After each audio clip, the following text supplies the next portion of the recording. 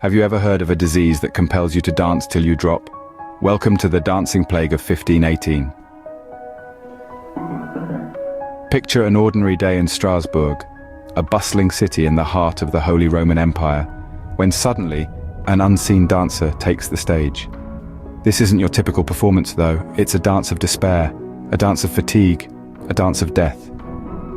Join us as we dive into this bizarre episode of history. It all began with one woman, Frau Troffea, in the scorching heat of July. The midsummer sun bore down on the cobblestone streets of Strasbourg, but Frau Troffea was oblivious to the heat.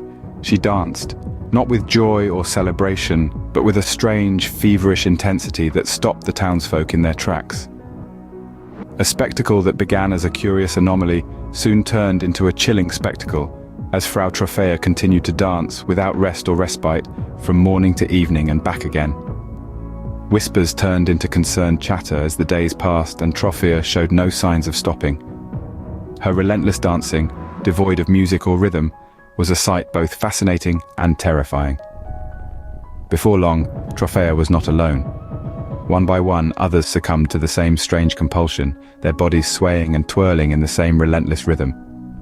Within a week, 34 others had joined her, and within a month, the number had swelled to 400. As the epidemic spread, so did the theories. People sought desperately to understand the bizarre spectacle unfolding in the streets of Strasbourg. Theories swirled like the dancers themselves, capturing the fear, confusion, and desperation of the time. Some believed the dancing was a divine punishment, a manifestation of God's wrath upon the sinners of the city. Others saw it as the work of the devil, a demonic possession that compelled the afflicted to dance until their bodies gave out. Yet the religious explanations did little to quell the panic. The medical theories of the time were no less perplexing. Hot blood, a term used to describe an imbalance of the body's four humors, was a popular explanation. Physicians believed that the dancing was a symptom of this imbalance, a desperate attempt by the body to restore itself to health. Astrologers too weighed in, attributing the strange phenomenon to the alignment of the stars and planets. They believed that celestial bodies held incredible power over human behavior, and the dancing plague was just another proof of their influence.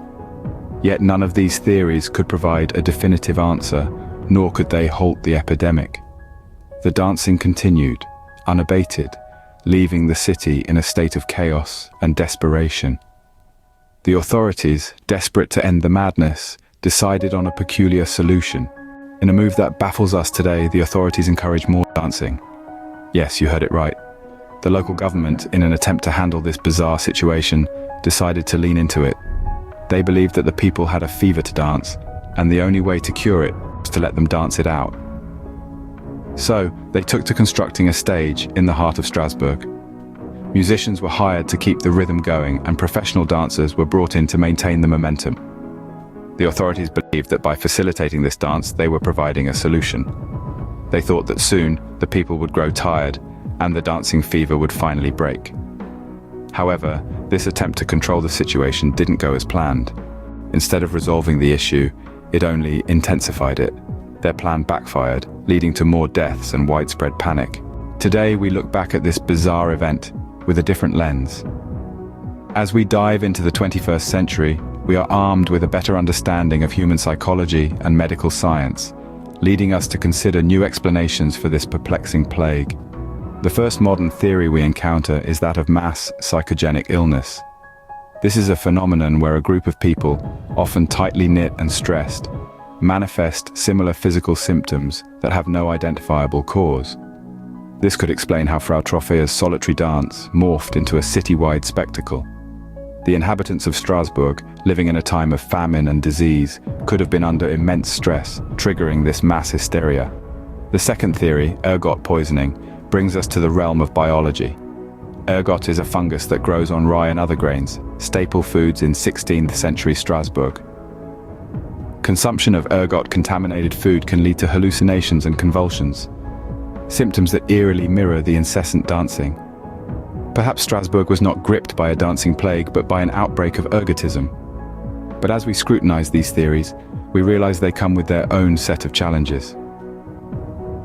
Mass psychogenic illness typically affects a specific group, and its symptoms are often short-lived, unlike the month-long dancing plague. As for ergot poisoning, it usually restricts movement, contrasting the energetic dances reported. These theories, while plausible, leave many questions unanswered.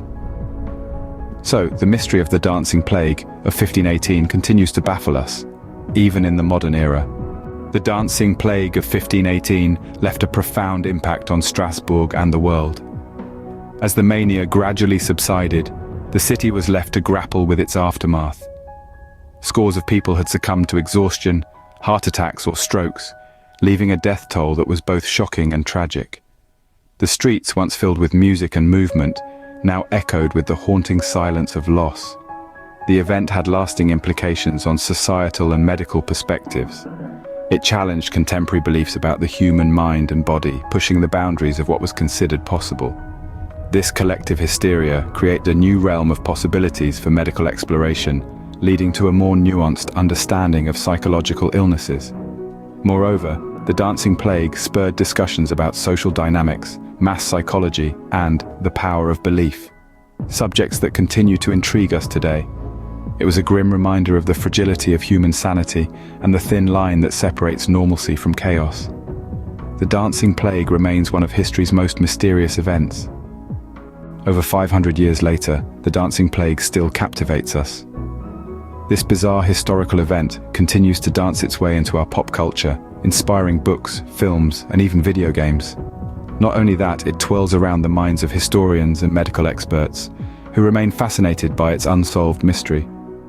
Dance can be a form of joy, expression, and in this case, a deadly mystery. Thank you for joining us on this historical journey. Don't forget to subscribe and stay tuned for more intriguing tales from history.